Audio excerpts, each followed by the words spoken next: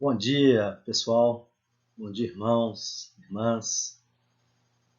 Hoje nós conseguimos terminar esse vídeo prometido aí há já quase uma semana, devido aí a alguns problemas que tivemos aí com energia elétrica aqui na região. Bom, hoje nós faremos aqui o primeiro estudo da nossa revista, a revista Práticas Bíblicas, da qual nós vamos trabalhar durante o ano. Essa é a nossa escola bíblica dominical da Igreja Batista Manancial, localizada ali na rua São Lourenço, no número 520, no bairro São José, na cidade de Sabará. E ali é um distrito ali, o distrito de General Carneiro. Então eu convido vocês a percorrer a nossa revista neste momento. Para iniciar, como de hábito, vamos aqui deixar um versículo bíblico que se encontra lá no livro de Salmos, onde nós vamos observar no capítulo 119, no verso 105, está escrito: Lâmpada para os meus pés é a tua palavra, e luz para o meu caminho, diz o salmista. Por quê? Porque a palavra de Deus, ela traz luz para o caminho de escuridão que nós percorremos neste mundo tenebroso. Então, esta escritura, ela é lâmpada para os nossos pés e luz que ilumina, que clareia o nosso caminho. Ok? Vamos lá? O nosso primeiro estudo tem como título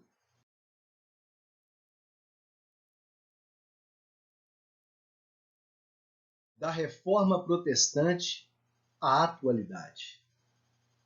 Esta é a revista que vamos trabalhar ao longo do ano, né, dos meses, e que eu tenho certeza que você vai gostar. Então permaneça firme, permaneça aí perseverante aí durante o ano. Você vai aprender muita coisa, tá certo? A respeito aí um pouco da Reforma Protestante, que abrange muitas coisas do nosso dia a dia. Por isso, Lutero é a figura da qual aqui nós abrimos o estudo como reconhecimento, nesses 504 anos, do seu esforço e da sua perseverança para nos orientar. O apóstolo Tiago, ele afirma, e a experiência confirma, né, que os navios, embora sejam tão grandes, impelidos por fortes ventos, são dirigidos por um leme muito pequeno, conforme a vontade do piloto, e de acordo com o que Tiago fala em sua carta, no capítulo 3, no verso 4.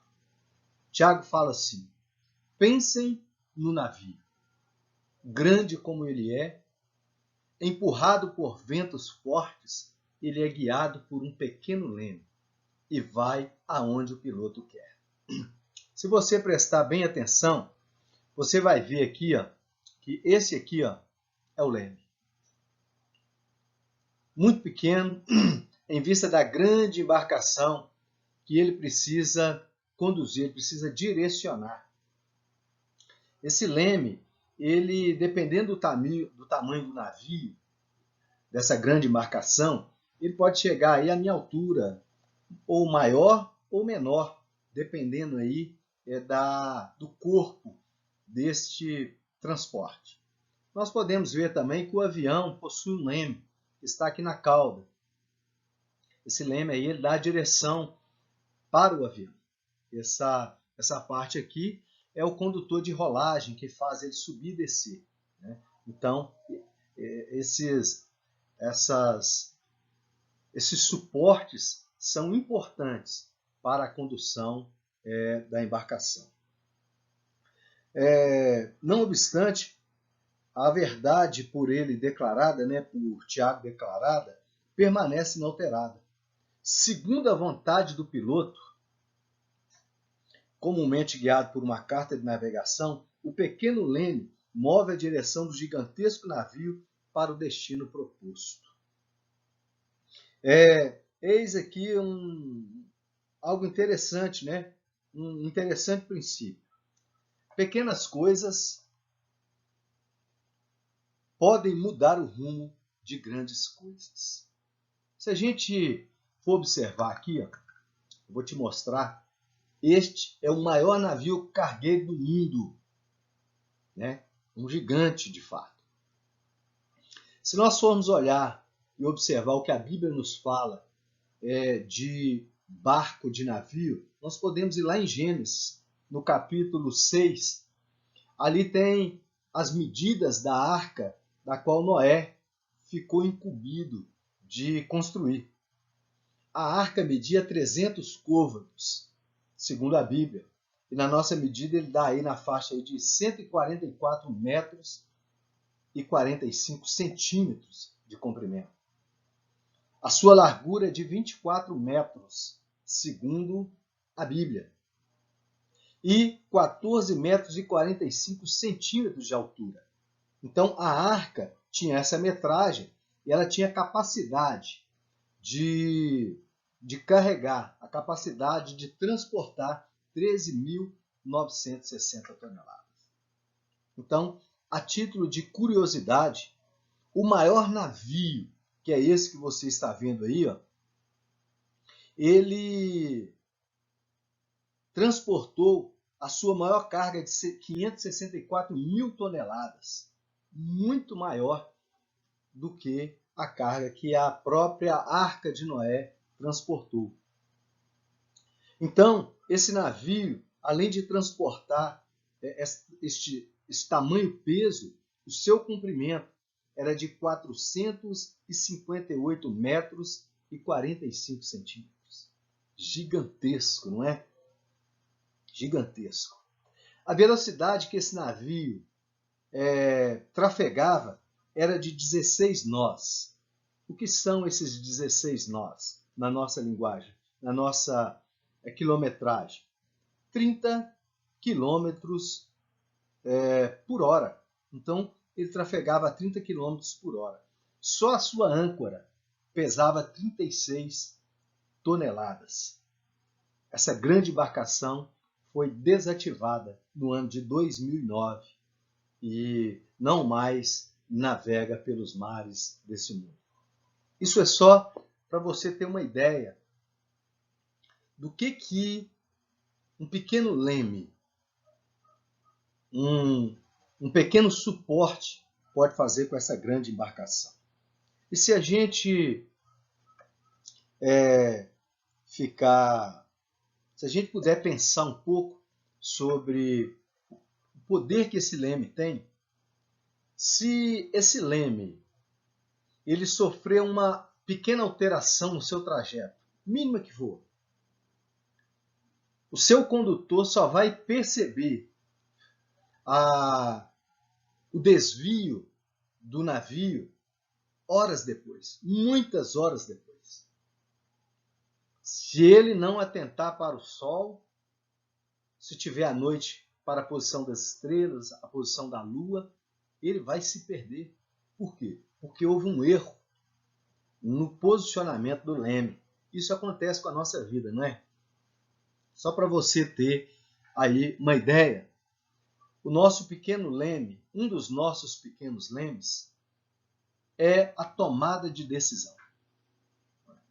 Muitas pessoas ao longo da vida chegou em um certo patamar, olhou para trás e falou assim, não era aqui que eu queria chegar. Ela não prestou atenção no percurso que ela estava caminhando durante sua vida. 10, 15, 20, 30 anos depois, ela observa que o leme dela estava desviado. Não estava de acordo com o seu planejamento. Porque foi uma decisão que ela tomou lá atrás. Ela só pôde perceber, porque depois de tantos anos, porque o desvio foi muito pequeno. Então, o cuidado com as nossas decisões é muito importante. A tomada de decisão é importante. A manutenção da direção do leme da nossa vida é muito importante.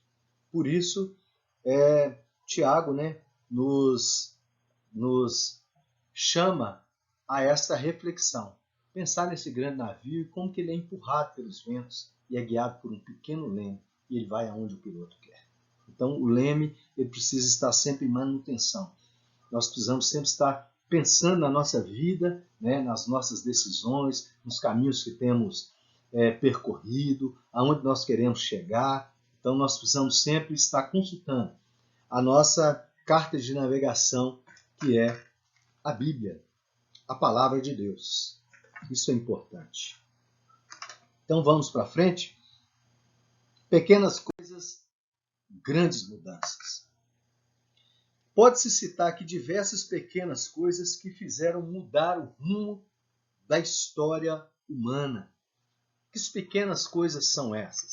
Nós podemos observar aí que as pequenas coisas são aí a invenção do rádio, da internet, a descoberta do fogo, da pólvora, né, da roda, a invenção do papel, da tipografia, da lâmpada, importantíssimo, e muitos outros que influenciou a história da humanidade.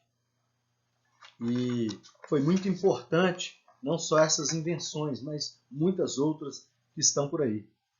Agora, se nós observarmos, na transição de 2019 para 2020, a inesperada chegada de um pequeno vírus denominado coronavírus, que causa a doença da Covid-19, algo tão pequeno, mas que interferiu de maneira definitiva no jeito de ser, estar e comportar de toda a humanidade. Um fato que atingiu, uma pandemia que atingiu aí todo o mundo, trouxe aí grandes problemas. Com isso, Tiago nos chama a atenção também na sua carta, no capítulo 3, no verso 5, na parte B, onde ele diz: vejam como uma grande floresta pode ser incendiada por uma pequena chama. Veja como a humanidade pode ser influenciada por pequenos inventos, por pequenas descobertas, ou até mesmo influenciada com a chegada de pequenos vírus para mudar o nosso jeito de pensar e de ser. Nas palavras da Bíblia, um grande bosque pode ser incendiado por uma pequena fagulha. Toda a humanidade pode ser influenciada por uma pequena descoberta, por uma pequena invenção. Nesse sentido, pode-se dizer, no campo religioso cristão, as reformas ocorridas na Europa no século XVI, lideradas por Martinho Lutero,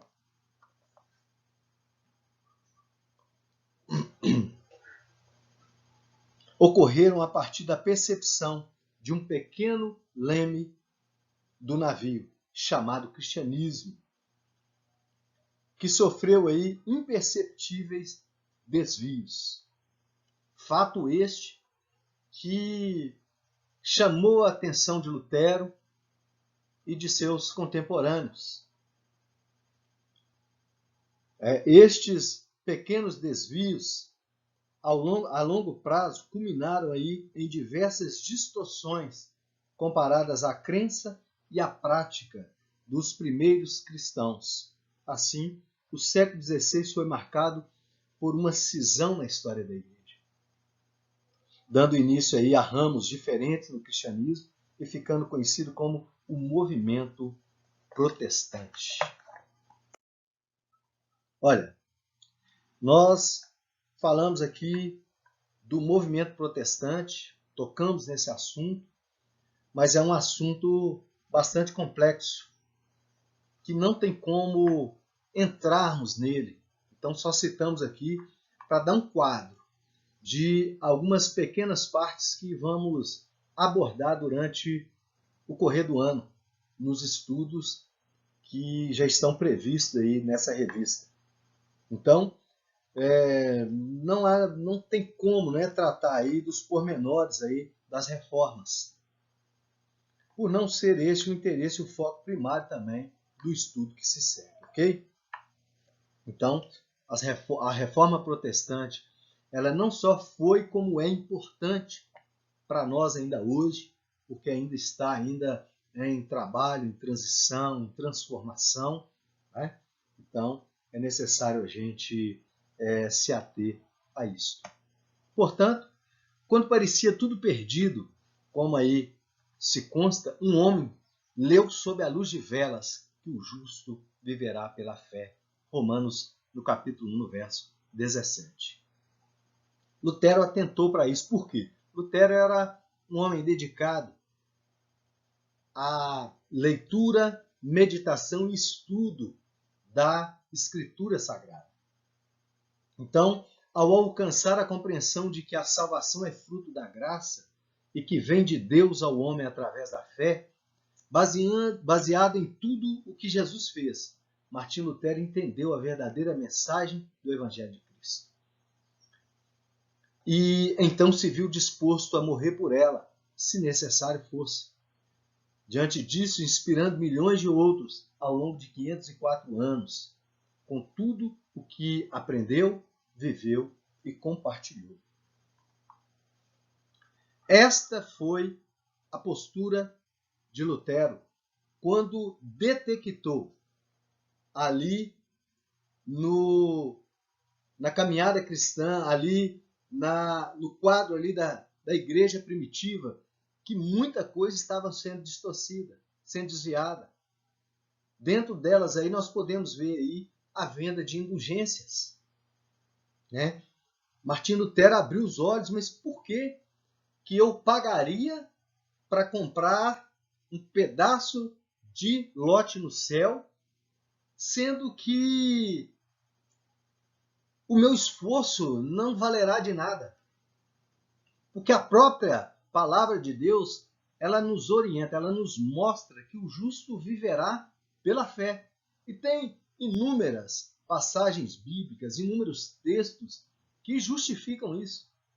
E Lutero, então, se levanta contra a igreja com as 95 teses, que na verdade eram muito mais, mas as 95 teses que foram destacadas.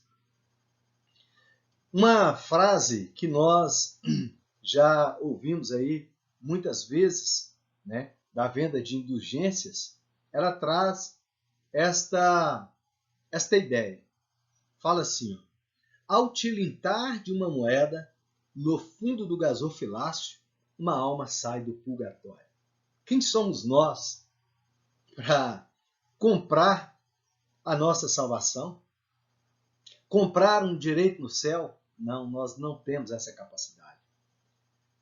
Pelo contrário, nós só podemos adquirir, nós só podemos ter este lugar através da fé.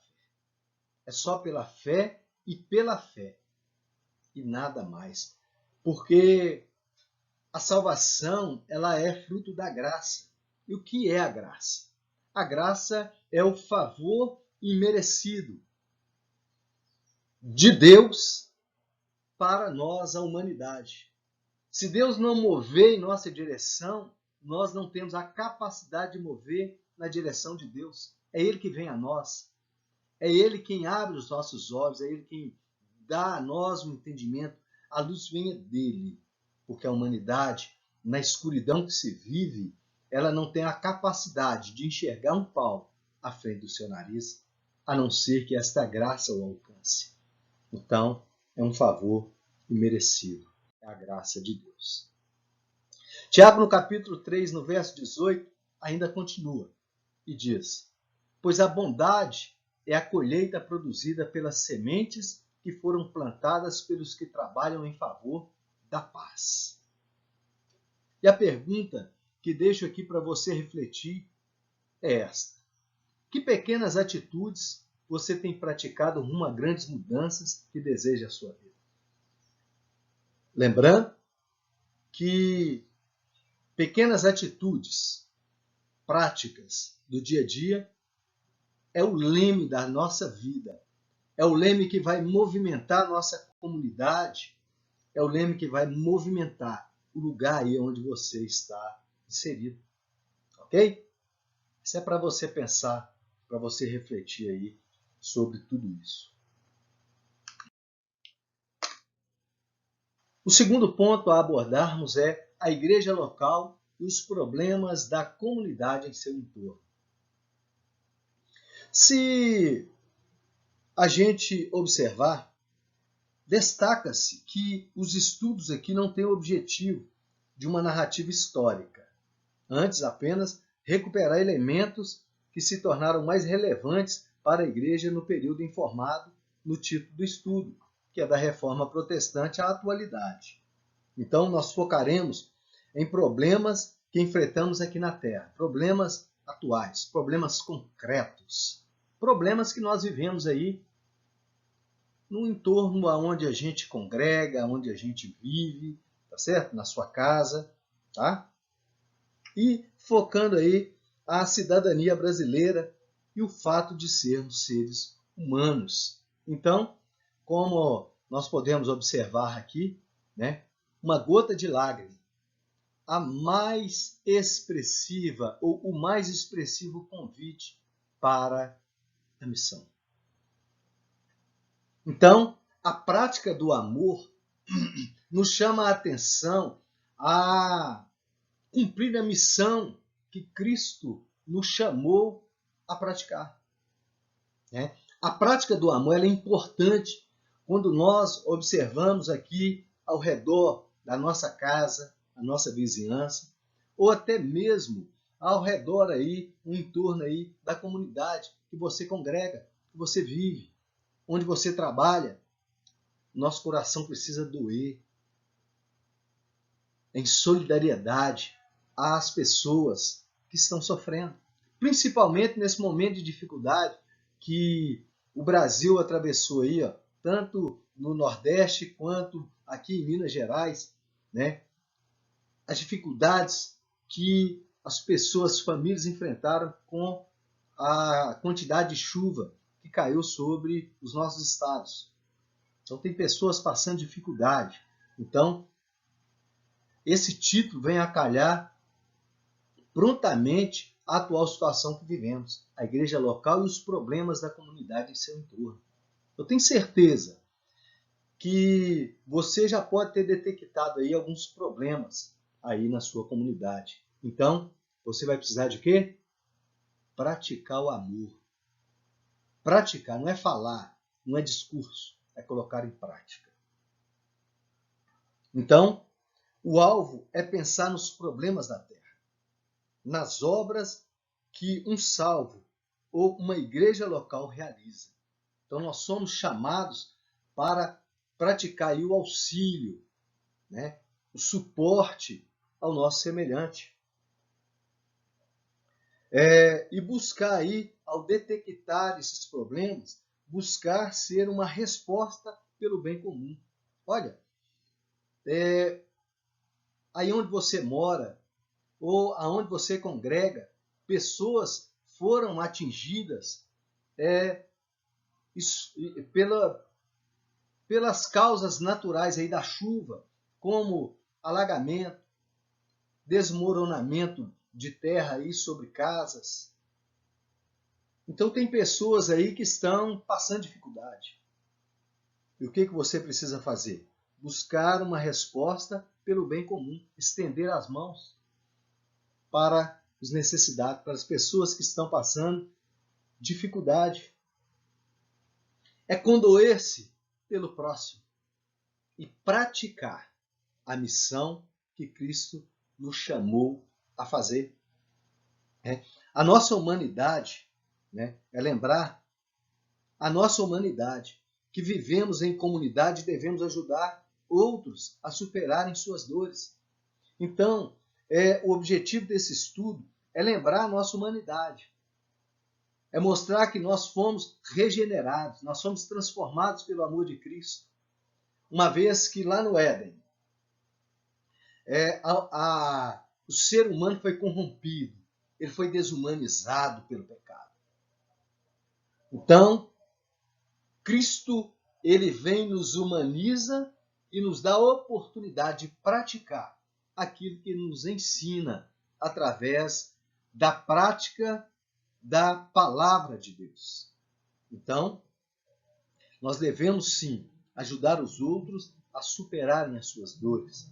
Seja em um bem material, um alimento, seja com um abraço, seja com uma orientação, seja com orações, seja em comunidade para fortalecimento da fé.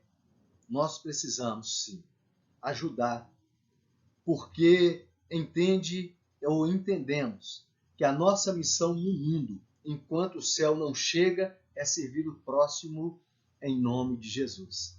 A nossa missão no mundo é essa, é servir o próximo. O reino de Deus, ele já foi inaugurado. Ele já é uma realidade entre nós.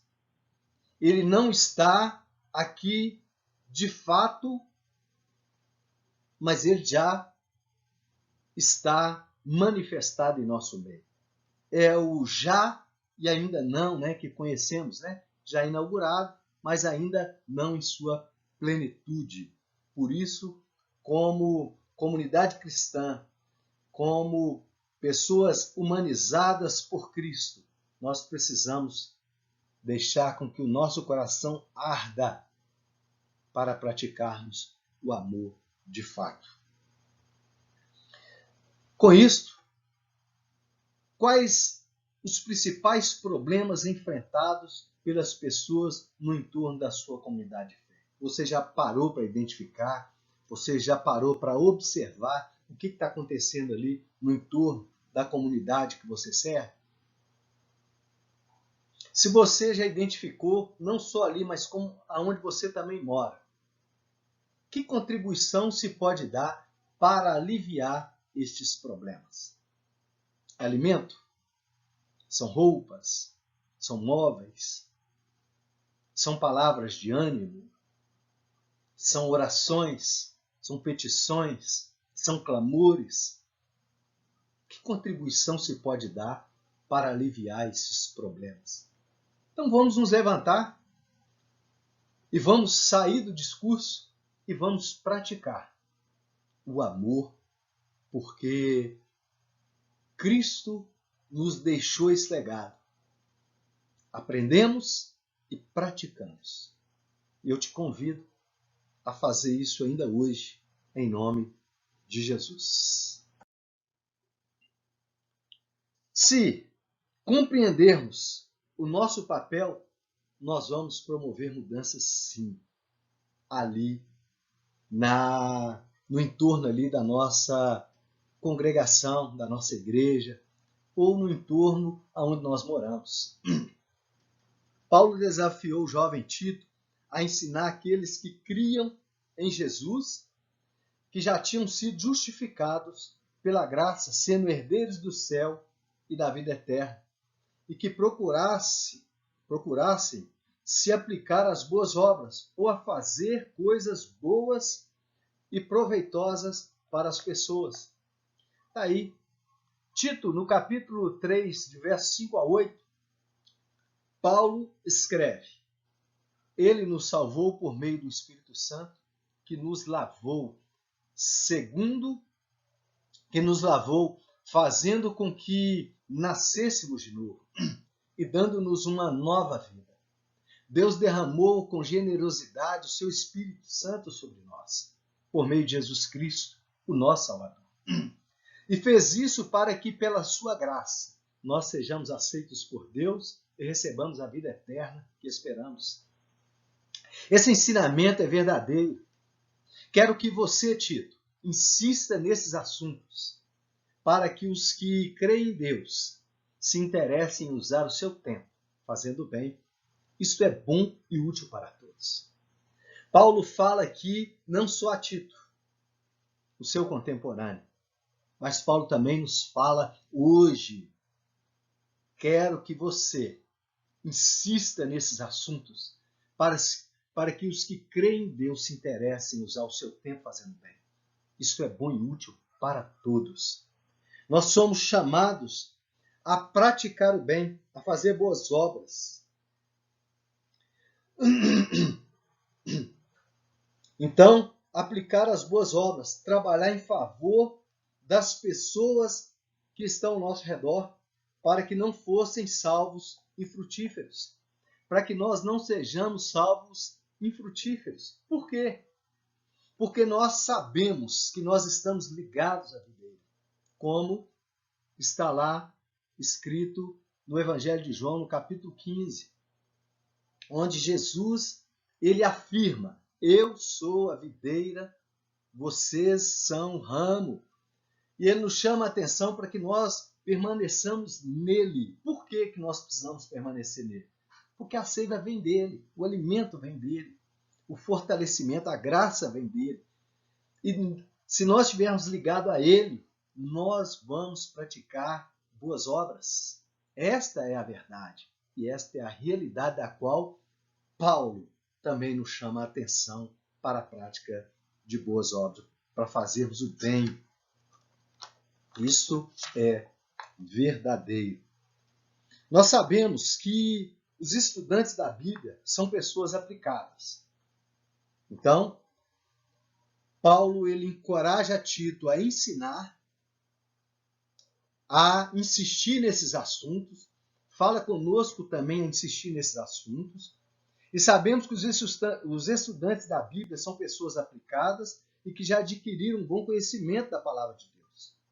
Então, essas pessoas passam muito tempo estudando, né? E o grande desafio agora é qual? É tornar esses estudantes úteis ao mundo. É tornar você, principalmente você aí, que formou há pouco tempo, que está aprendendo a verdade expressa nas escrituras sagradas, né? Você aí que aprendeu aí a interpretar a Bíblia, a aprofundar no texto bíblico, né? Esse é o grande desafio, né? Tornar esses estudantes úteis ao mundo. Vamos sair do discurso, como eu disse anteriormente. Vamos sair da fala e vamos, né, caminhar na prática, né? É o que é? Caminhar em direção à cruz, é praticando essa verdade. Por isso, na carta de Mateus, no Evangelho de Mateus, no capítulo 28, ali em 19 e 20, ali, ó, essa palavra vem reafirmar o nosso coração, a missão que nós somos chamados a praticar. Quando o Senhor nos diz, portanto, vão a todos os povos do mundo e façam com que sejam meus seguidores, batizando esses seguidores em nome do Pai, do Filho e do Espírito Santo, ensinando-os a obedecer tudo que eu tenho ordenado a vocês. E lembrem disso, eu estou com vocês todos os dias até o fim dos tempos. Então, esta utilidade que nós nos tornamos ao mundo vai ajudar a transformar o nosso conhecimento, o seu conhecimento, em respostas para os dilemas que as pessoas às quais servem em nome de Jesus Cristo estão enfrentando, mesmo que elas não sejam da comunidade da fé que você professa. Então, aprendemos? Já aprofundamos nessa verdade? Então, vamos à prática. Vamos sair, né? Vamos praticar a eclesia. Vamos sair para fora. Né? Para fora do mundo e para fora da igreja, em direção aos necessitados, aqueles que precisam, né, do nosso auxílio. Portanto, aqui a aplicação para a nossa vida é: nossas boas obras adornam a doutrina e dão vida à pregação. Interessante esta aplicação e nos leva a lembrar aqui de um ícone da nossa história, que foi São Francisco de Assis. Veja só o que São Francisco de Assis fala. Pregue o evangelho o tempo todo. Se for possível, fale. Dá para entender? Pregue o evangelho o tempo todo. Se for possível, fale. Por quê? Porque as nossas obras, as nossas boas obras, elas adornam a doutrina. Então, saindo do discurso, indo para a prática, para a diaconia, As pessoas, elas precisam ver nas nossas ações, nas nossas atitudes, essa verdade que permeia o nosso coração como igreja. Então, nós tornamos a doutrina atraente aos olhos desse mundo. E tornando essa doutrina atraente, linda, maravilhosa, essa doutrina, essas boas obras, essa prática, vai dar vida à nossa pregação.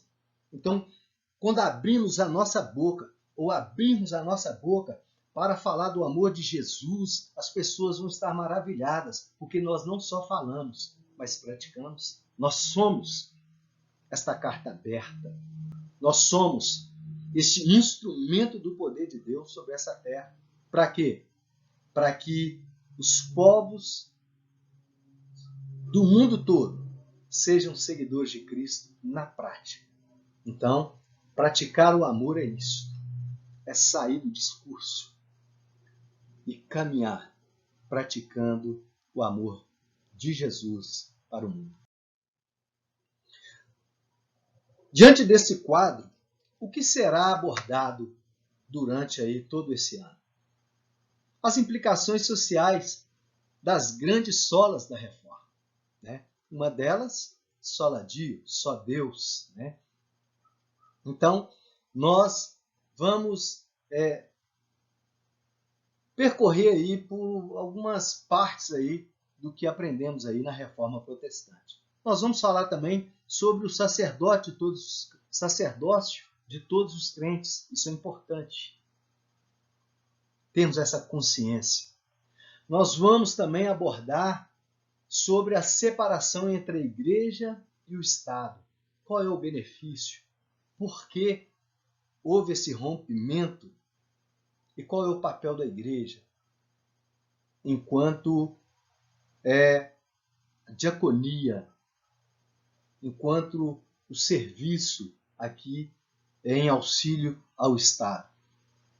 Nós vamos falar sobre a relação do cristão com a política, a importância, a relação do cristão com as causas sociais, educacionais, de saúde, de segurança. Então, nós podemos ver também como podemos contribuir no combate a todos os tipos de violência sexual, intrafamiliar, contra crianças e adolescentes, contra mulheres, contra idosos. Isso é importante. Como podemos ajudar nas causas ambientais e lutar pela preservação do planeta, como mordomos de Cristo no mundo que Ele nos criou. Então, diante desse quadro, né, nós podemos perceber aí que nós somos instrumentos importantes neste mundo. Muito importante nesse mundo. Então, nós podemos aqui perceber também que desses temas aqui abordados, eu vou até deixar aí para você pensar, né? Desses temas que serão abordados aí. Qual é o tema que mais te incomoda? Que mais te chama a atenção? Para você pensar. Para mim, o que me chama a atenção é a relação do cristão com a política. Porque a gente ouve muito falar que religião não se mistura com a política. Ah, não pode misturar. Não. Para mim, o meu modo de pensar, nós estamos muito mais inseridos dentro da política do que qualquer outro segmento. Porque nós somos chamados para quê? Para ser sal da terra e luz nesse mundo tenebroso. Então nós precisamos influenciar, tá certo? Influenciar nas questões referentes aí às causas sociais, educacionais, de saúde, de segurança. Nós precisamos influenciar e contribuir no combate a todos os tipos de violência. Nós podemos e devemos influenciar, né? E podemos ajudar nas causas ambientais, na luta pela preservação do planeta. Por quê? porque nós somos mordomos de Cristo nesse mundo, nós somos servos de Cristo nesse mundo. Para quê? Para cuidar das coisas que Ele fez, que o Pai fez. O mundo foi criado por Deus e nós precisamos cuidar dele, sim. Precisamos. Você é o sal dessa terra e a luz do mundo. Dá para você compreender isso? O cristianismo passou por várias fases ao longo dos anos, caindo em descrédito por causa dos equívocos doutrinários, como vimos aqui logo no início desse estudo, até acontecer a transformação através da Reforma Protestante. Por quê? Porque um homem foi iluminado, a ele foi revelado esta situação e ele se levanta com uma voz. Ele se levanta como sal em um mundo sem tempero, sem gosto. Ele se levanta como luz neste mundo. Para quê? Para mostrar que este pequeno leme, o cristianismo, começou a ter a sua doutrina desviada daquilo que foi proposto pelo Senhor da sua igreja, por Cristo, por Deus. Então, a nossa atuação no mundo exige uma postura cristã em toda a esfera da sociedade. Porque existem princípios éticos e morais que precisam ter a manutenção, precisa ser revisto, precisa ser trabalhado, precisa ser resgatado. Então, a nossa atuação no mundo existe uma postura diferenciada na prática. E a primeira delas é a prática do amor, de fato. É a gente começar a preocupar mais com o outro, com as dificuldades do nosso semelhante. Esta é a realidade, esta é a verdade. A igreja que queremos compartilhar nos nossos estudos seguintes é a igreja da palavra e da liturgia, mas também a igreja da diaconia, que se entende como igreja que serve e une o serviço ao seu testemunho. Essa é a igreja que nós queremos compartilhar. E com isto, nós precisamos compreender que o que nós queremos é atingir o alvo, é entender que pequenas ações promovem grandes mudanças. Para que isso aconteça, o que nós precisamos saber? Precisamos saber que nós somos desafiados a sermos a mensagem viva através de nossas ações da missão que temos como cristão e com a prática do amor. Esse deve ser o nosso sentimento a esse respeito. Entender que nós podemos contribuir com algo significativo para compreender o próximo conforme a vontade de Deus. Para tanto, nossas ações devem ser agir, decidir e fazer, como o Mestre nos ensinou. Né? Então nós precisamos exercer a diaconia, socorrendo o próximo, sendo instrumento de ações que transformam a sociedade. Por isso, nós como agentes de transformação, nós precisamos influenciar e transformar a sociedade da qual nós estamos inseridos. Então, a diaconia, ela está no DNA do cristianismo.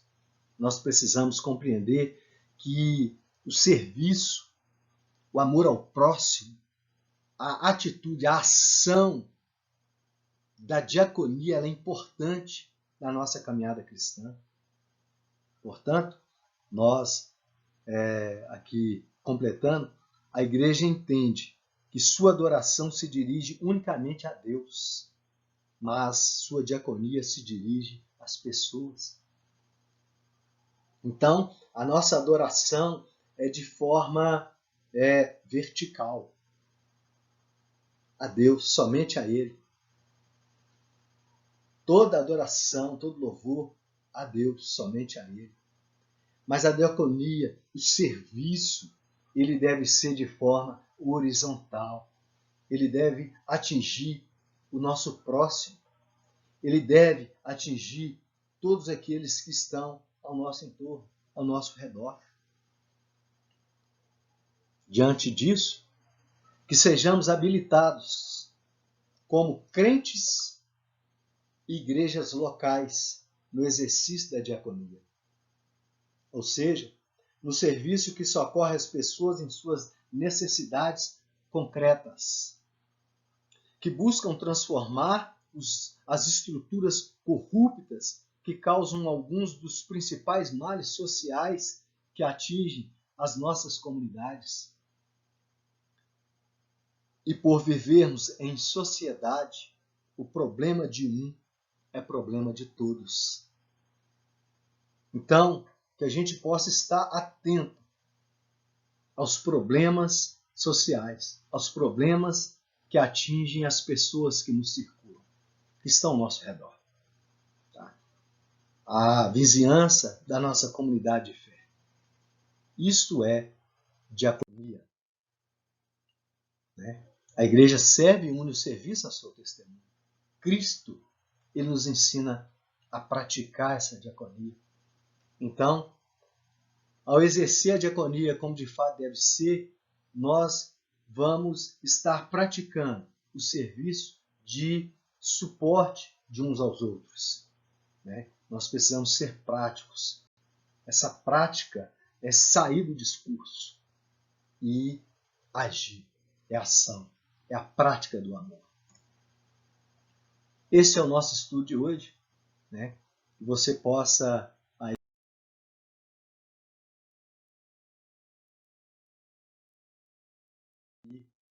refletir, que você possa compreender, né, a que nós fomos chamados e por que nós estamos aqui.